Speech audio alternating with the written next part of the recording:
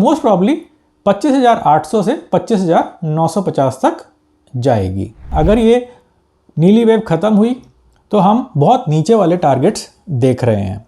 बहुत नीचे वाले मतलब हो सकता है कि 21-22 हज़ार वाले टारगेट्स देखेंगे। नमस्ते दोस्तों, मैं प्रवीण मलिक अपने इस YouTube चैनल पर आपका स्वागत करता हूं।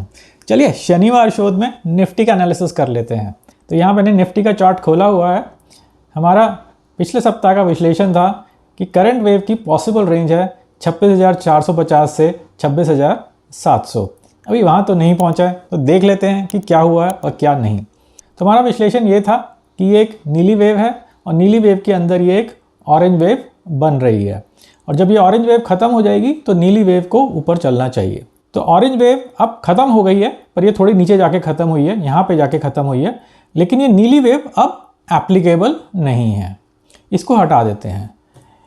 हुआ क्या है कि यहाँ से जो एक वेव बन रही थी वो अब ख़त्म हो रही है।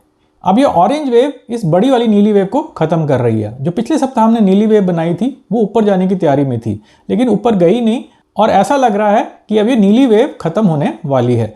अभी कंफर्मेशन नहीं आई है कि नीली वेव ख़त्म हो गई है। कंफर्मेशन आने में थोड़ा सा समय लगेगा, लेकिन ये ऑरेंज वेव ख़त्म हो गई है। तो अगर आप समझना चाहते हैं कि वेव्स कैसे चेंज होती हैं, वेव्स कैसे ख़त्म होती हैं, कब ख़त्म होती हैं, क्या फिबोनाची रेशियोज़ रहती हैं, नेक्स्ट वेव कैसे बनती है, तो इसके लिए मैं जूम पे एक लाइव कोर्स करता हूँ।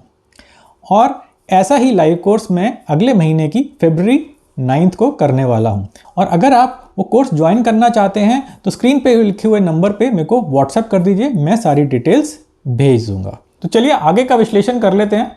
इस नीली वेव को बने रहने देते हैं। अब आर्ली चार्ट पे चले जाते हैं। तो आर्ली चार्ट पे देखेंगे तो अब एक और वेव बन रही है। ये ऑरेंज वेव ख़त्म हो गई है, ये कुछ वेव ऐसे बन रही है। तो इस वेव का कलर अलग कर देते हैं। इसको मैं ग्रीन कलर दे देता हूँ और वापस हम डेली चार्ट पे चलते हैं। तो डेली चार्ट पे जो हमने पिछले सप्ताह लिखा था वो अब एप्लीकेबल नहीं है, क्योंकि जो करंट वेव हम नीली वेव बोल रहे थे वो अब रही नहीं है। तो इसको हटा देते हैं। अब ये इस सप्ताह का एनालिसिस मैंने यहाँ पे लिखा हुआ है, इसको ऊपर कर देते हैं। अब करंट वेव मिनिमम है 25,500, मतलब ये जो ग्रीन वेव मैंने बनाई हुई है ये 25,500 तक जा सकती है, ये मिनिमम है। और इसके बाद करंट वेव की जो प्रॉबेबल रेंज है, मतलब मोस्ट प्रॉब्ली 25,800 से 25,950 तक जाएगी। तो देखते हैं कि क्या होता है। चलिए ये तो हो गया कि करंट वेव की प्रॉबेबल रेंज 25,800 से 25,950 तक, ये ग्रीन वेव की प्रॉबेबल रेंज है। लेकिन इसके बाद क्या?